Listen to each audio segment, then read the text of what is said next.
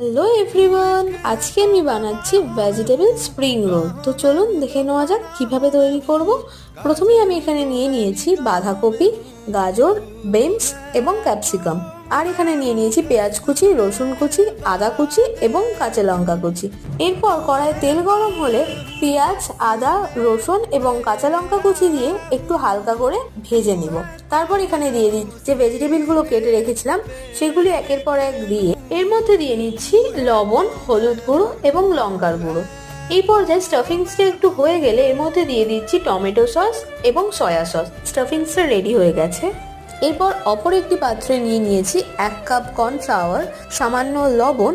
এখন উষ্ণ গরম জল দিয়ে একটা পাতলা ব্যাটার তৈরি করে নিতে হবে। এরপর কড়াইয়ে তেল গরম হলে এই ব্যাটারটা দিয়ে আমি এখানে পাতলা পাতলা কয়েকটা শিটস তৈরি করে নিচ্ছি। এরপর যে স্টাফিংসটা তৈরি করে রেখেছিলাম এই শিটের মধ্যে দিয়ে এইভাবে প্রেস